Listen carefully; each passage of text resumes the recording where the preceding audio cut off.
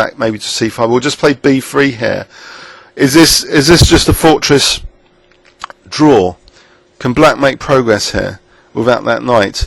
Well, the imbalance has gone if white is going to take off the knight. I think this will be difficult for either side to make progress. Although rook c5 looks to be a dangerous threat, so b6 to extinguish that, and now e5 say takes. If anything, black's a tiny bit better in this rook and pawn ending, but it's nothing to write home about.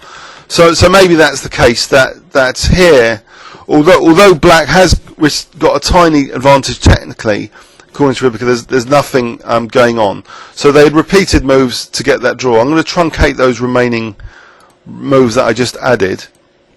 So it was just the repetition draw here, draw by repetition.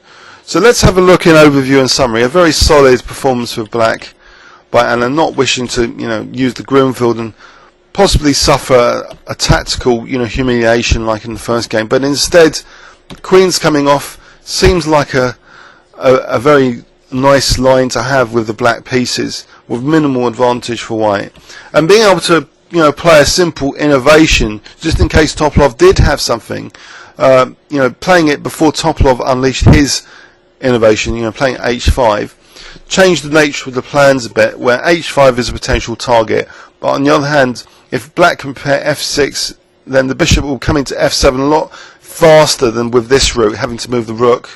So this this bishop has more potential quicker with f6 and bishop f7 or bishop e8. So that's some of the changes that h5 introduced here. Subtle nuances affecting the plans. So bishop d6. So black's got kind of a grip on these dark squares. In particular, e5 is more useful as well than before because this h5 is a nice little peg for the g4 square. And Anand's not worried, I don't think, too much about knight g6 is losing the bishop here, because white's advantage isn't so clear cut. So in fact, this happened now. In fact, this f6 is preparing otherwise bishop f7 and potentially g5. So Topalov, even if he doesn't want to take off that bishop, after bishop f7 it would be equal. So either way of taking the pawn allows a kind of rook infiltrations to c2, which isn't great. So black's kind of equalized now, even more simplification. And if anything, after this, where black is, Anand's robbed the bishop here, apart from this weakness, well, he's now created another potential target. Black's position is fundamentally kind of solid, and he's always able to counter-attack on these two entry points now in defense to this h5 pawn.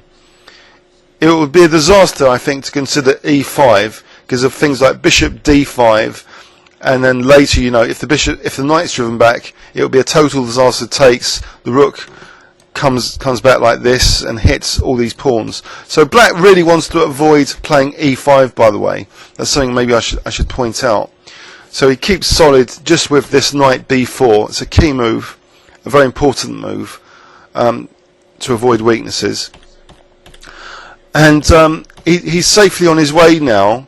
This e5 is double-edged. Although it fixes e6 and fragments black's pawns a bit, the f5 square is now available for this knight. So when it reroutes to f5, black's just fully kind of equalized. He's shielding that h5 pawn, attacking g3, and so now repetition. Great result for Anand. Another step, in this short 12-game match. On the way to victory, if he can maintain his pressure with the white pieces in particular. So good stuff. Please leave any comments or questions on YouTube. Thanks very much.